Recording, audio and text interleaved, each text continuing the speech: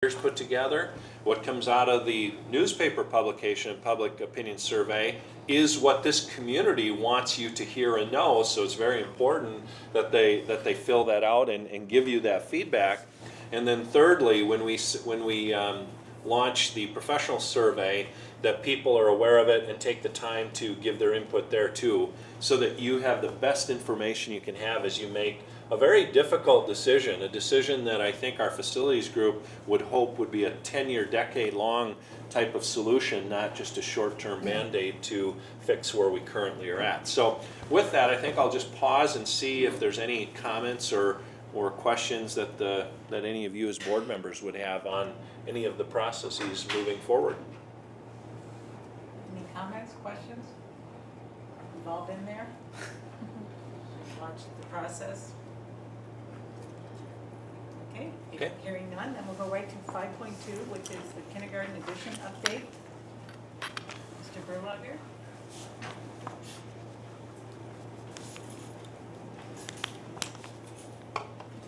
I have Chris Zemer from ICS with us again today, and Nick Marfucci from Wold is in the back. You don't want this one. I don't want that one. I don't know that I could talk to that. I could maybe talk to Bar it. charts, I think you Mike. could Come talk on, to bar it. charts. Bar charts. How hard could it be, right? There you go. Just your arrow. Yeah. So again, we're just updating on the kindergarten additions. Chris, why don't you go ahead and tell them where we're at? Sure, not a We're problem. pretty close to being done, and Just on each page here is just a quick summary. Obviously, the contract amount that we awarded the bids at, change orders to date, and just pending change orders, so you guys are aware of kind of where we're at. These are some of the most up-to-date images. The first one's kind of where we were at the last board update we had. There's a lot more pictures I could share. Take pictures daily when I'm there, and it's been changing daily, to tell you the truth. It's kind of where we're at in the project, and we're really down to crunch time now. so this is Sweeney looking towards Lions Park on the lower one, and then that would be second floor looking out towards Lions Park as well. And then one of the new classrooms, kindergarten classrooms, on those three pictures. Before I go too further, Sweeney has all of its inspections in. What's going to happen this week is Thursday, Friday, building inspections is going to go through and give us our temp COs. COs being Certificate of occupancy, sorry. So we'll be sitting ready for kids on September 2nd. Eagle Creek. Eagle Creek coming together fairly well there. And actually, we're a lot further than this now too. Floors all done, cabinets are done. They again had all their last of their inspections this morning, with the final one coming on Thursday. Preparation for next week. Red Oak. They're in the same boat as the first two. They had their last inspection this morning, so they're gearing towards getting their flooring done, and I think the last of the wall finishes were going on today. So the first three are in really, really good shape. The site will probably slide a little bit into September, but for the most part, there's nothing that's going to prevent anyone from going into these buildings. And teachers actually were in their rooms today, starting to set up at these three buildings. So, Sunpath, as you can see, that one's still got some exterior work going on there. It's a little bit further on, even in the picture that I posted there, but one of the struggles we've dealt with on some of these projects is some of the materials have been fabricated incorrectly.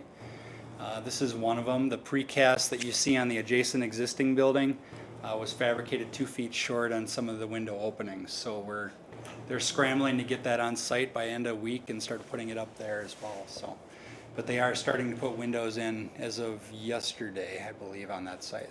They got their cabinets over the weekend. Cabinets so. went in 2 days, so they got those 2 days earlier than we were expecting. They're pretty much in.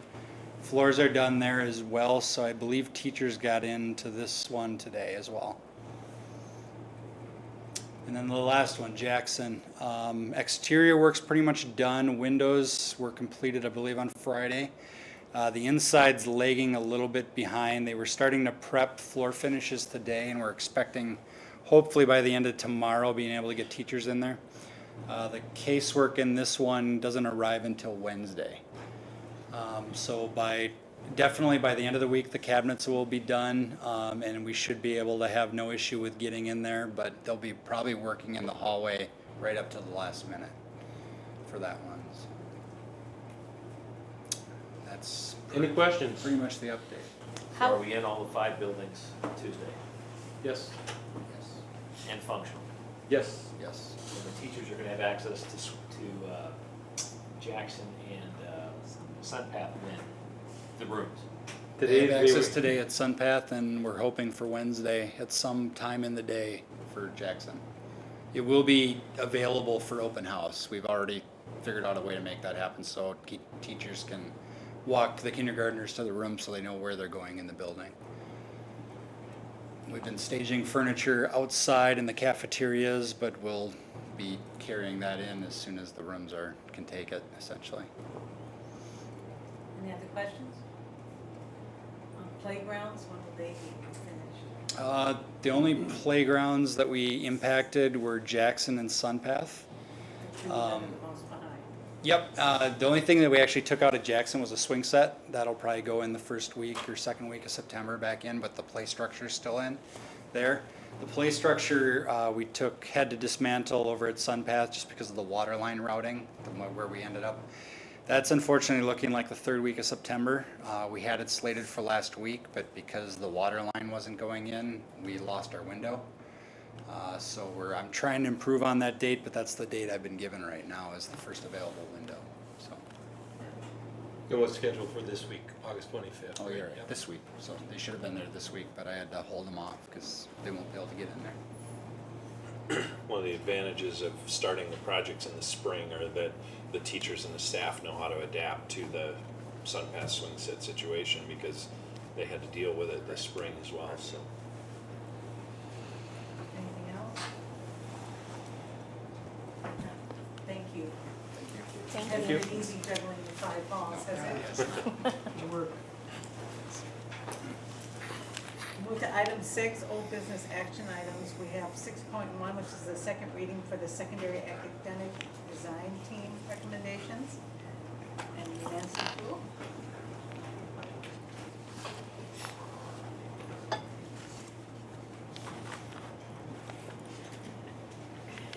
Good evening. Hi. I think, is that okay? Yeah.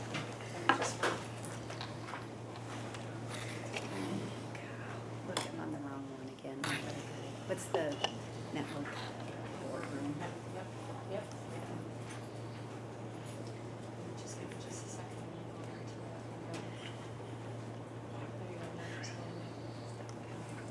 There it is.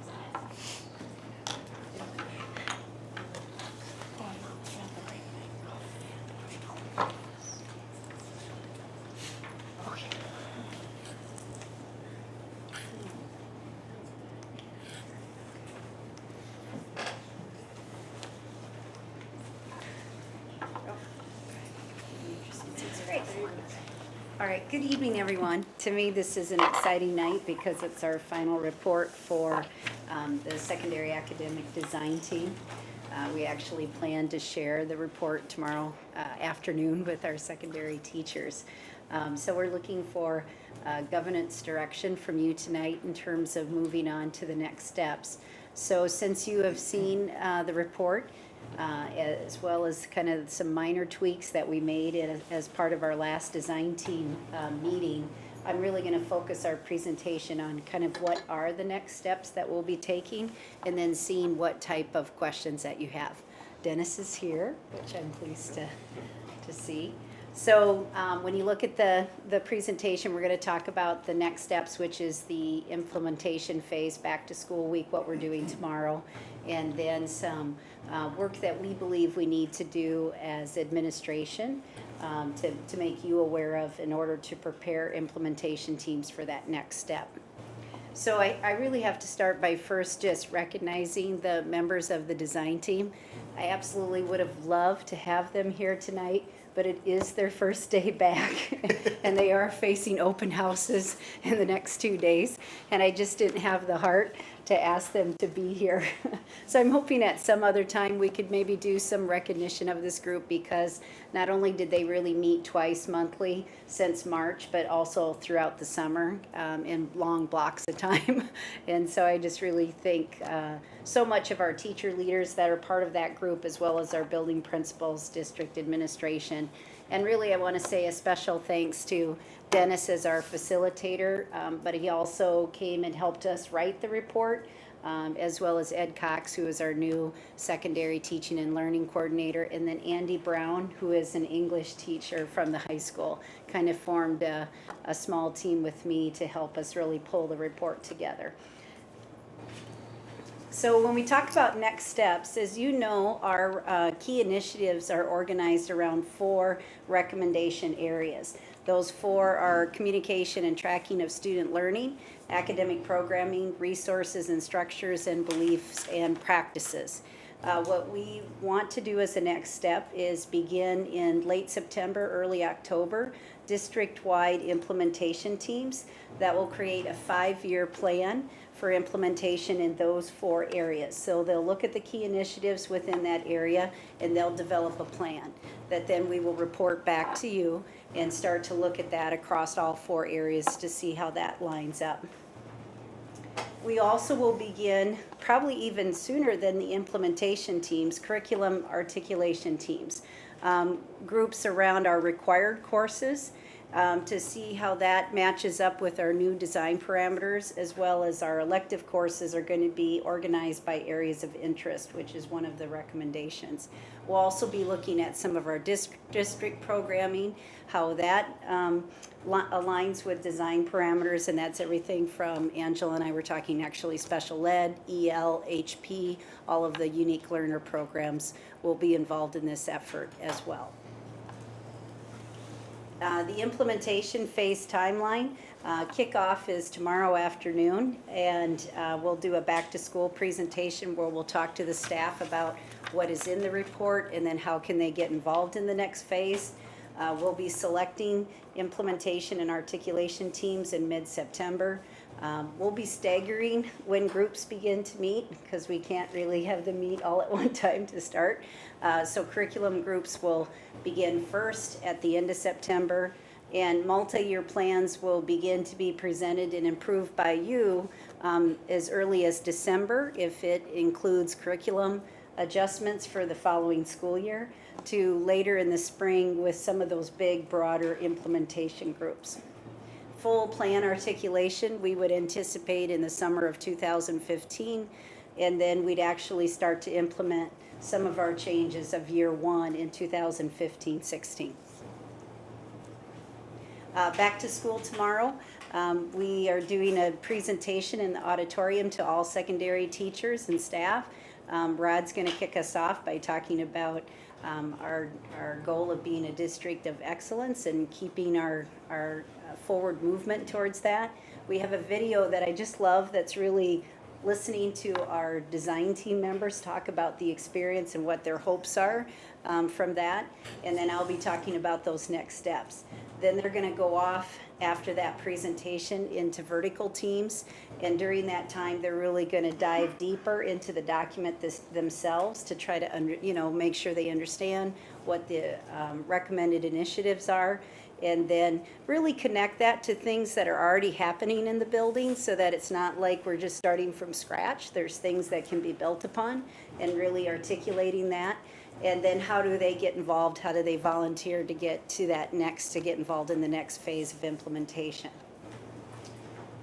Another piece that we've talked about at length, this is with building principals, and so this will be something that we'll bring back to you in September, is one thing that came up within the design team itself and with our principals is there's an initiative around time, but there isn't much passion for really taking a look at another schedule.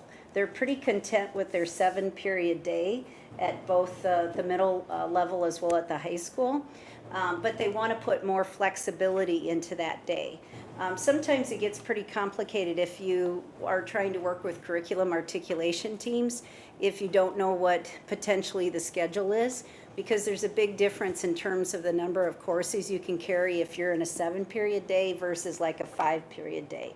Or there are a few districts that have an 8-period day, you know, and a lot of, you know, this is an area, in fact, one of our design team members said that, is there any real research that shows what's the preferred master schedule? The answer to that is there is not. There is not clear research that 7 is better than 6, that 6 is better than 7 or 8. And one of the things that I think can be overwhelming, and I've seen this in another district, to do a lot of curriculum changes at the same time you're making significant master schedule changes, can be very difficult for teachers to manage. So one of the things that we're going to want to talk about, and we're actually have a meeting to begin that conversation later this week, is, you know, what kind of enhancements can we look at to the master schedule that curriculum articulation team should know about, but that we probably aren't looking to do a major overhaul, start from scratch, change to the daily master schedule. The other thing that we want to talk about, because this is something that's difficult to do in curriculum articulation teams, and Dennis helped us have this conversation as well, is at the high school, the state really sets what our required courses are, and then as a board, we can recommend that we go beyond that, and many districts do. But at the middle level, in terms of what you require kids to take, is much more wide open. And so one of the things that we think we need to do is, rather than ask a curriculum committee to say, you know, should we still be teaching general music? Should we still be teaching this course or that course? It's better that we as administrators make an initial recommendation and then get some review and input from teachers, rather than ask a curriculum committee to basically cut a course or change a course to something else. So that'll be, you know, one of the, you know, more difficult conversations to have, and it just seems like it would be best not to ask a curriculum group to do that. You want to add anything to that, Dennis? I've suggested that you follow a very simple pattern, which is you don't ask people to redesign their own jobs. Yeah. And that's what this element is about. And the second point is that when you take a look at master schedules, a lot of the master schedules, when you see different, many times districts, your master schedule actually is a result of budget reductions. Mm-hmm. The district has a unique opportunity to create a master schedule about maximizing opportunities. And so we had this good discussion about, let's design flexibility into a structure that everyone knows and feels comfortable with, and be able to do this without saying we have to do this to reduce the budget. Right. It's a really nice opportunity, as long as some of the key decisions that you need to make are made at the administrative level. So one of our first steps we'll take when we meet later in the week is to really set the criteria for how we'll make that decision, which of course we'll be sharing that with you as well. And then lastly, because of some work we did at our last design meeting, I wanted to share some feedback from the team itself in terms of what they believe could be some potential roadblocks or risks as we enter the next phase, and then things that they think are just clear benefits to the process and to the recommendations. So this is their list. I'm not going to go into a lot of detail, but you can see, like, for example, one of their concerns is that change is difficult for some people. So you know, some people may feel overwhelmed. They think there's a lot of awareness and outreach we need to do with community and parents about why school needs to look a little different than it used to in order to make sure kids are career and college ready. Some concerns that, you know, that we're being bold, and that for some people is that over promising or under delivery, that kind of thing. On the other side, you know, and there was long lists on both sides, but one of the things that I just loved that a couple members said is, really, we're just trying to move to a better way of doing things. And it's, you know, things that we just need to commit to doing and putting in place. So, and with that, any questions that you want us to Maybe talk just a about? thought, Nancy. It seems like what's coming out of your recommendations isn't like trying to change the world over. It seems like best practice. Yep. Is that I agree with that 100%. Yeah, yeah. Reggie? Let me begin by saying personally what a Herculean effort this has been, and I think it's phenomenal. I've shared some of this with you offline, but kudos to the team for a comprehensive and I think aggressive was the term I used in my email to you, plan that is fantastic. I think, in my opinion, setting aside bricks and mortar, this is probably one of the most significant things that Shakopee will have ever tackled. So great on all that. One question for you. You actually kind of maybe you've answered it. You talk about these implementation plans. Help me understand as a board member, give me context from governance, if you will. That's why I'm glad Dennis is here. What are you looking for us when you bring those back? Because I could see one end of the spectrum is this is just how we're going to make it happen. You've blessed the plan, let us do the work, versus you said approval. So what kind of feedback are you looking for from us so we know what to bring to the table? I'm looking at you. Hi, my name is what it offer, and then it's a great question because what's coming back is a lot of detailed management work. So my suggestion would be, as I've made to all the administration and all the reporting back to the board, is to be able to identify what really are the governance questions, which will primarily be in about use of resources, use of time, meeting a budget, long-range planning, and public politic. Because on any of this, you can say, well, yeah, it's within budget, we can staff it, we can do it, but then there is the public politic, which the team has identified as a key issue moving forward. So it's about positioning the board and for your discussions around, in moving this way, are we implementing our strategic roadmap? Is this the right way to do it, in your view? Is this within resources that you have? That really, it's not the micromanagement questions about why does third period end on this minute? And I think if you just stay with the 5 roles of a board and look at budget, plan, and resources, you're probably better off. And the thing I would add to that too, Reggie, is, and we talked about this as well, is I wouldn't want anything to be a surprise to you, so we need to do regular updates in the board meetings, you know, so that you're aware of what is gonna be coming, you know. I also think, Reggie, one of the things that I will benefit from is your governance direction on how you want me to use my time, because there's a number of things out of the recommendation that really could overtake my job. And having you help me narrow that focus on how, especially politically, how I spend my time politically, I think will make a huge difference to give me that kind of vision and direction that I'll need from this board. Scott? I want to echo what Reggie had to say about the effort. There's no question there's a ton of energy put into this, and it's kind of mind-numbing almost to read it on how dramatic the changes are going to be if this all plays out. It's actually really, really exciting. For me, get a line item up there on your roadblocks that said buildings designed on old models. Yep. There you go. You want me to explain that? No, that's okay. I was going to tie this back for you, see if I'm hitting this right. For me, we've spent the summer in, as Dr. Thompson mentioned, in the listening mode with the operations, the Excellence in Facilities and Operations Task Force, and reading this document that you sent on to us seemed like it was one of the first times that it was able to tie back for me as far as how much of an open mind I have to have on whatever ultimately becomes the new recommendation for our community.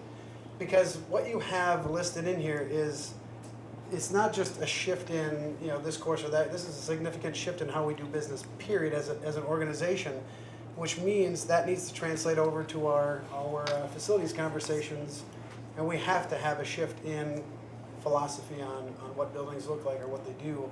So I guess on that score, thank you for bringing it home in that respect, because it really did help me really come to terms with what we have to do here.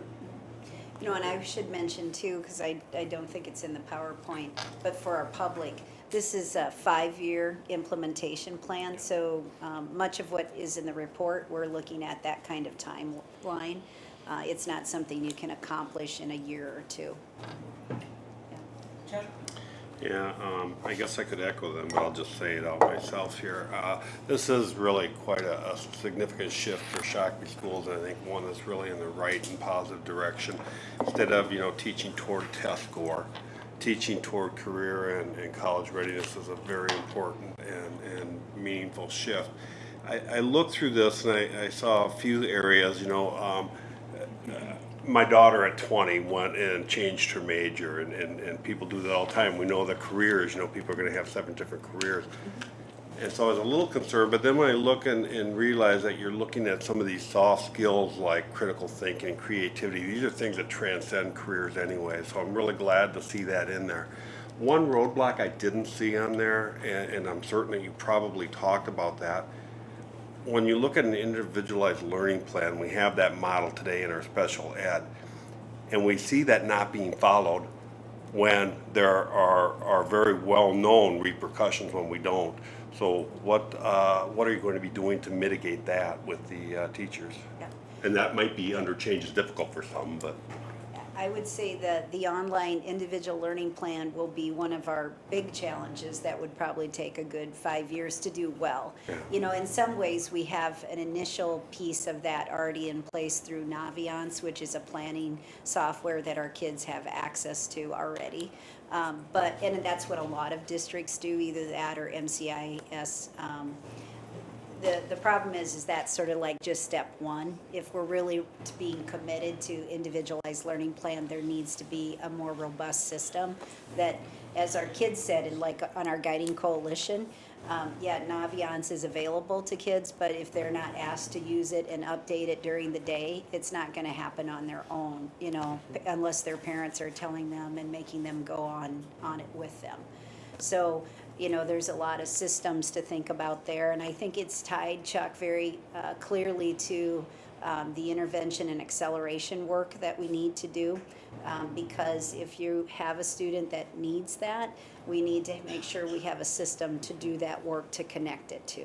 So a lot of these initiatives are interrelated in some ways, and that'll be sort of some of the difficulty that we'll have to look at across recommendation areas to see how these systems are coming into play together. Thank you. Any other questions? I just have one. As far as, I look at this as like a two-piece puzzle, the primary and secondary. How are you going to fit the primary or get it ready to go into the secondary? I don't want you to start a whole new project. Yeah, thank you, Mary. Actually, the 4 implementation teams are going to be E12 teams. And what we will do a year from now in the fall is when it's more clear where we're going from a curriculum point of view at the secondary, we will convene a special elementary group to look at how to realign to make sure that we do have that vertical alignment that you're talking about.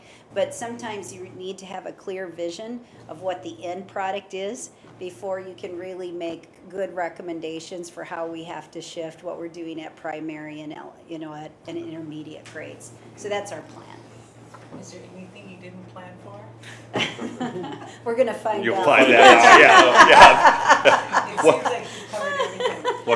What don't you know? Speaking of covering Quick, everything, tell we're us. gonna segue right over here to the MCA results. Thank you, everyone. Thank you. Thank you. Thank you both. Oh, I'm sorry, we need to take a Yeah. vote Yeah. to approve the Oh. second reading. I'll make a motion to approve the secondary academic design team recommendations. I'll second that. Any further discussion? Hearing none, all those in favor signify by saying aye. Aye. Those opposed, and thank you very much, and thanks to the group as well.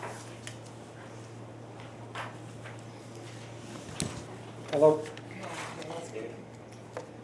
I'm a little concerned about the mind numbing comment. Do I have to be worried about doing that to you here, Scott? Again? You're gonna be just fine.